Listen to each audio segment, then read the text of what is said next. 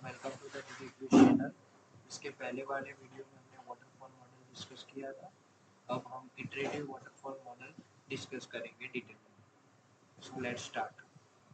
Iterative waterfall model जो है वो वाटरफॉल मॉडल का एक इम्प्रूव्ड वर्जन है। ठीक है, वाटरफॉल मॉडल में क्या था देखते हैं।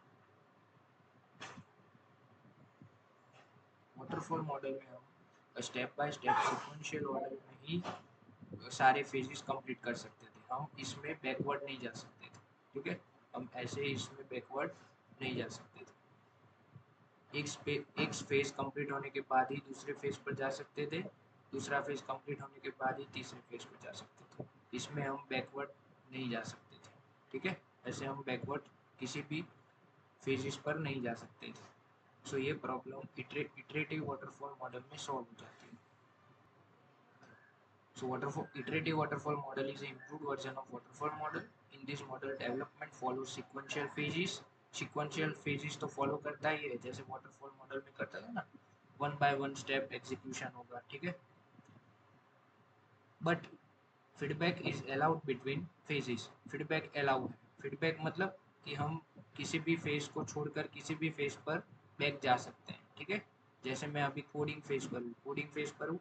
अगर मुझे कोई रिक्वायरमेंट चाहिए वापिस से कोई, तो फिर मैं फिर से यहाँ पर जंप कर सकता हूँ कोडिंग फेज से सीधा रिक्वायरमेंट एनालिसिस पर। ठीक है, इफ़ एन एरर और प्रॉब्लम फाउंड, अगर कोई एरर या प्रॉब्लम आती है तो जो प्रोसेस है हमारी अभी चल रही हुई, तो return to the previous phase for correction. Right, अगर मैं मेंटेनेंस पर लास्ट फेज पर आ गया हूँ और कुछ गड़बड़ा रही है, टेस्टिंग फेज में कुछ प्रॉब्लम आई थी, तो उसको सॉल्व करने के लिए वापस मैं टेस्टिंग फेज पर भी जा सकता हूँ। मगर ऐसा सिर्फ इटरेटिव वाटरफॉल मॉडल में ही हो सकता है, वाटरफॉल मॉडल में नहीं। तो ये एक बिग डिफरेंस है वाटरफॉल मॉडल और iterative waterfall model. So iterative waterfall model की ये जो प्रॉपर्टी है वो इसको more flexible than the traditional waterfall model. Waterfall traditional waterfall model ये कुछ नहीं, हमने जो आगे वाटरफॉल मॉडल देखा था वही है। ठीक है, तो एग्जाम में ध्यान रखना कि आपको कभी कभी वाटरफॉल मॉडल डायरेक्ट नहीं पूछते, तो आगे ट्रेडिशनल वर्ड भी यूज कर लेते हैं, ट्रेडिशनल वाटरफॉल मॉडल। ठीक है, सो अब इटरेटिव वाटरफॉल मॉडल के जितने भी फेजेस हैं उसको डिटेल में डिस्कस करते हैं। रिक्वायरमेंट एनालिसिस में जैसे भी जैसा मैंने आपको पहले बताया था, वाटरफॉल मॉडल में हमने डिस्कस किया था कि रिक्वायरमेंट एनालिसिस में हम क्लाइंट या कस्टमर जो है उसके रिक्वायरमेंट्स गैदर करके एक डॉक्यूमेंटेशन रेडी करते हैं। तो इसमें भी सेम एज इट इज़ होता है। ठीक है, और सिस्टम डिज़ाइन में भी सेम होता है।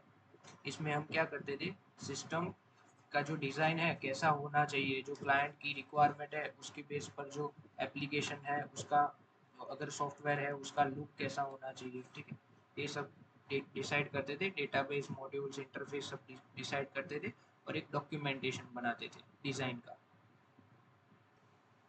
देन इम्प्लीमेंटेशन में भी same as it is.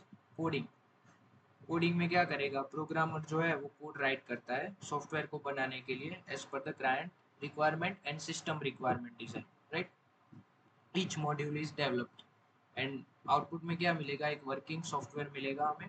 Then आता है टेस्टिंग फेज में एरर जो है, बग्स जो है वो सारी चेक होगी, और जो क्लाइंट की रिक्वायरमेंट है वो फुलफिल हो रही है कि नहीं हो रही, कोई मिस तो नहीं हो गई, वो सब चेक होगा।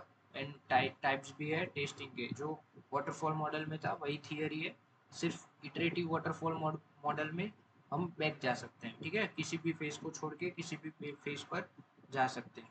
ठीक है, ये फ्लेक्सिबिलिटी हमें इटरेटिव वाटरफॉल मॉडल में मिलती है।